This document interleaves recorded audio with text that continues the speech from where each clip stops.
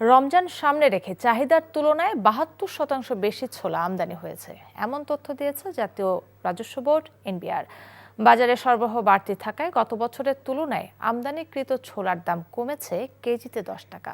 ব্যবসায়ীরা বলছেন, এবার রমজানে ছোলার দাম বাড়ার শঙ্কা নেই, বরং আরও কমবে। সেলিম মালিকের রিপোর্ট।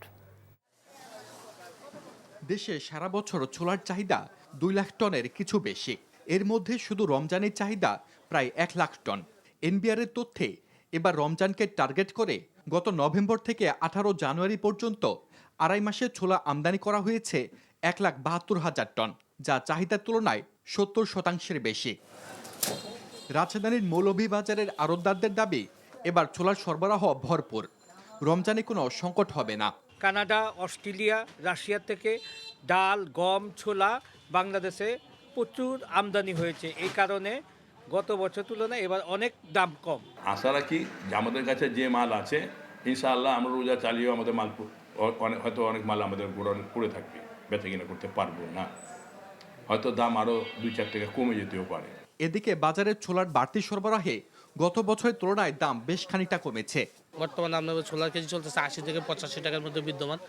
গত রমজানে আমরা ছোলা বিক্রি করছি আপনার 90 থেকে প্রায় 110 টাকা পর্যন্ত শেষ পর্যন্ত গিয়েছে। এখন পর্যায়ে মোটামুটি বাজারও পায় অনেকটাই সরবরাহ আছে। আগের মতন যেরকম হাই হুতাশ নাই ওই ধরনের কিছু মানে আলহামদুলিল্লাহ সবকিছু স্বাভাবিকভাবে আছে, আমরা বেচাকেনা করতেছি। রমজানে কৃত্রিম সংকট তৈরি করে কেউ যেন কারসাজি করতে না পারে, সেদিকে নজরদারির পরামর্শ বাজার বিশ্লেষকদের। কৃত্রিমভাবে যদি কেউ অস্থিরতা তৈরি করতে চায় তাহলে হয়তো করতে পারবে, এই জায়গাটায় নজরদারি দরকার হবে। সমস্ত বিষয়ে একটা নীতি নির্ধারণী ডিরেকশন দিতে হবে প্রশাসনকে সেই ডিরেকশন দেওয়ার সময় কিন্তু নতুন সরকার পাবে না। এই সুযোগটা নিতে পারে কিছু স্বার্থান্বেষী মহল। আর জাতীয় ভোক্তা অধিকার সংরক্ষণ অধিদপ্তরের এই কর্মকর্তার দাবি, পুরো রমজানে বাজারের অভিযানের হার বাড়ানো হবে।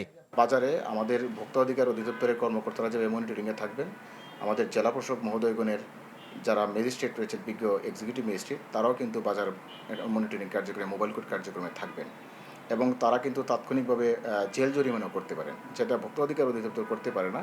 তো আমাদের কিন্তু সমন্বিত প্রয়াস।